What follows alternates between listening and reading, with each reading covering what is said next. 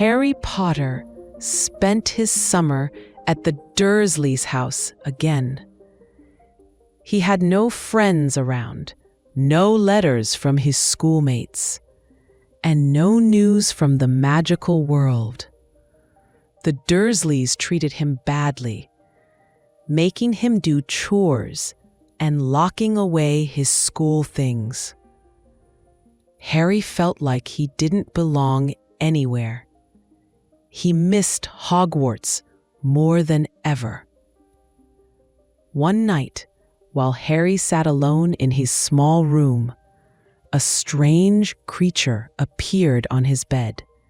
It was Dobby, a tiny, nervous house elf with big, round eyes and long ears. Dobby told Harry that terrible danger was waiting at Hogwarts this year. He begged Harry not to return to school, warning that someone wanted to harm him. Dobby said the school would not be safe. He warned that something dark was about to happen inside Hogwarts.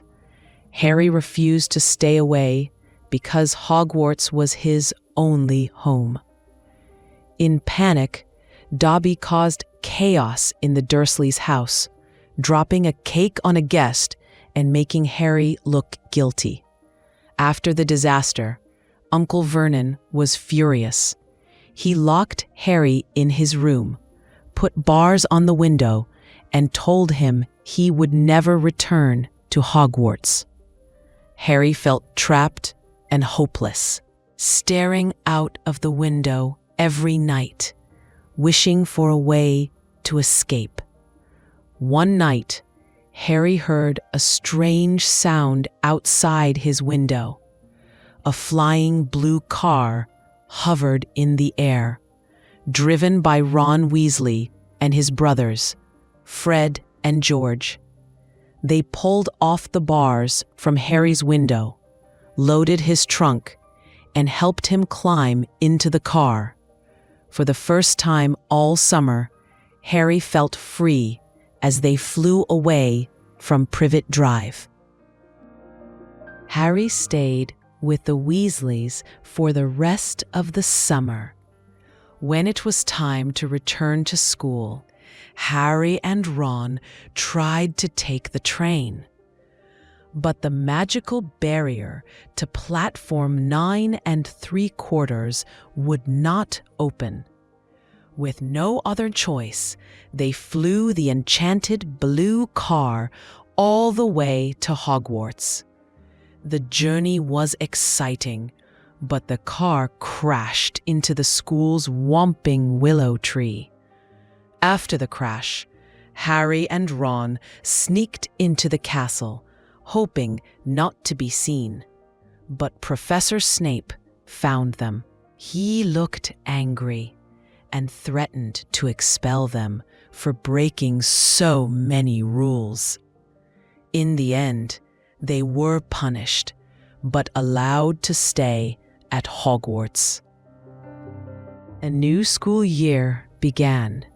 Harry, Ron, and Hermione went back to their classes, learning spells, making potions, and even trying to brew new magical mixtures.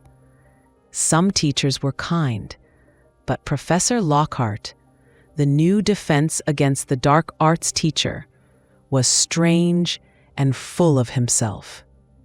Harry felt that the year was going to be different and harder.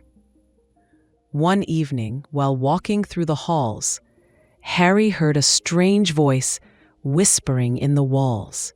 No one else could hear it. Not Ron, not Hermione. The voice said it wanted to kill.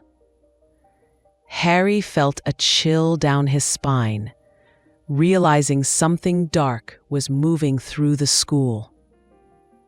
Not long after, the students discovered a frightening scene. Filch's cat, Mrs. Norris, was found stiff and frozen near a wall, with a message written in red. The Chamber of Secrets has been opened. Enemies of the air, beware. Everyone panicked. Whispers of an ancient legend spread through the school.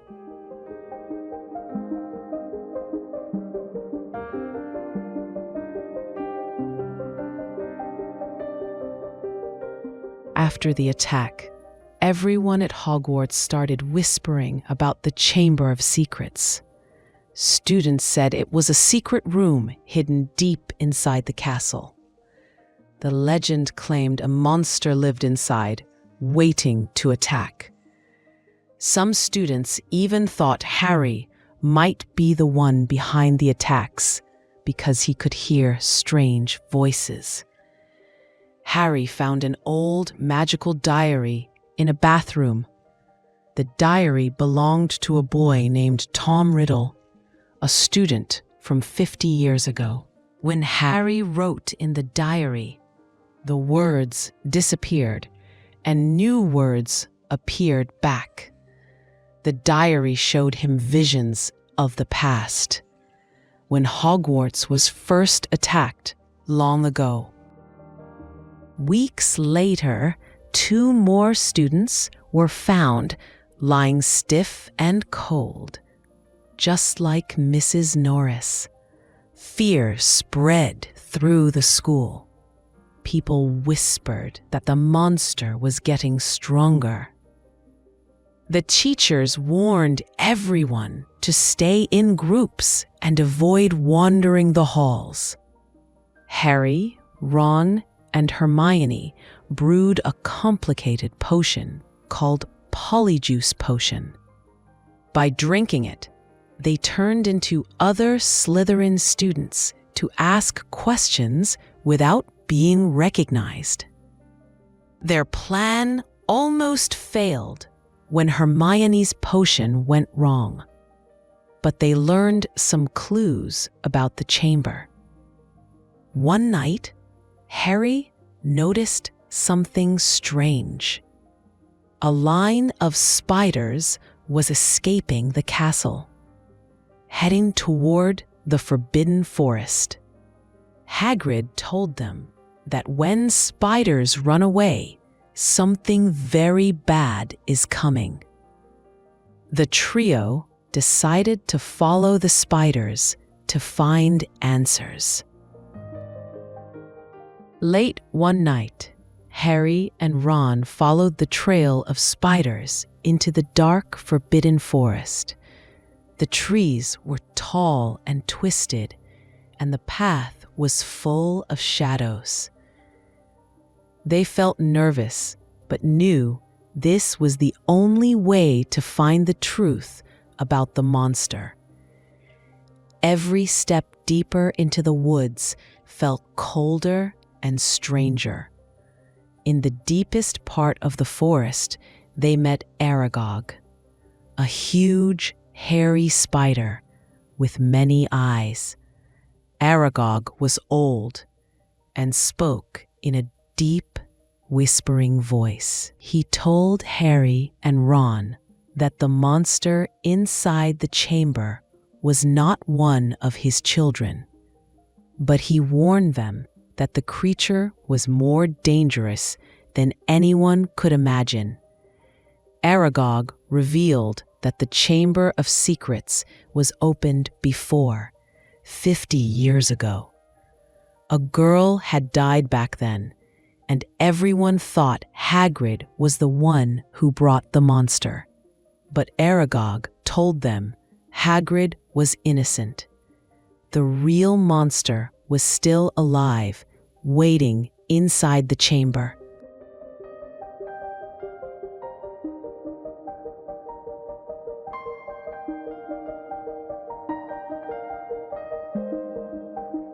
Suddenly, hundreds of Aragog's children, giant spiders, began to surround Harry and Ron. The spiders wanted to eat them because they were not friends of the colony. Just as the creatures closed in, the flying blue car arrived by itself. Harry and Ron jumped in and the car sped away, saving them from certain death. Back at the castle, the trio pieced together the clues. Hermione, who had been petrified earlier, left a note in her hand about the monster. It said the creature was a basilisk, a giant snake whose deadly stare could kill. The attacks made sense now.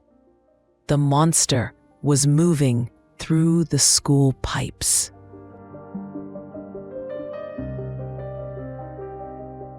One day, the school was thrown into panic. Ginny Weasley, Ron's younger sister, was missing. A message written on the wall said, "Her skeleton will lie in the chamber forever." The teachers began sending all students home, but Harry and Ron decided they had to save her. Harry and Ron searched the school for the entrance to the chamber. With clues from Hermione's note, they discovered it was inside the girls' bathroom, haunted by Moaning Myrtle. By speaking Parseltongue, the snake language, Harry opened a secret tunnel hidden in the sink. The tunnel spiraled deep underground. Harry and Ron slid down the dark, wet tunnel for what felt like forever. The air grew cold, and the stone walls were covered in slime. Bones of animals and other things lay scattered along the path. They knew the monster was close, and every sound echoed like a warning. At the end of the tunnel, Harry entered a massive stone chamber. There stood Tom Riddle, the young version of Voldemort, holding Ginny's lifeless body. Riddle explained he had been controlling Ginny through his diary and was using her life to return to power. Harry realized he was facing Voldemort's past self. Suddenly, Riddle called forth the monster. A basilisk, a giant serpent with shining green eyes, slithered out of the shadows. Harry drew his wand, heart racing, knowing one wrong look could mean death. The final battle for Ginny's life had begun.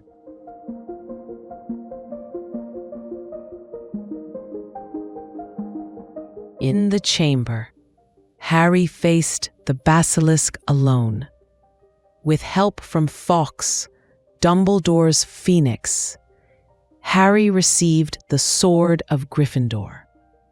He blinded the serpent and struck it through the mouth, killing the monster. But one of its fangs pierced Harry's arm, and the poison began to spread. As Harry grew weak, Fawkes cried on his wound. The phoenix's tears healed him, saving his life. Harry pulled a basilisk fang from the creature and realized it could destroy dark magic. He decided to use it on Tom Riddle's diary. Harry stabbed the diary with the fang. Dark energy exploded, and Tom Riddle's image vanished into smoke. Ginny woke up, weak but alive. The chamber grew silent, and the evil presence was gone.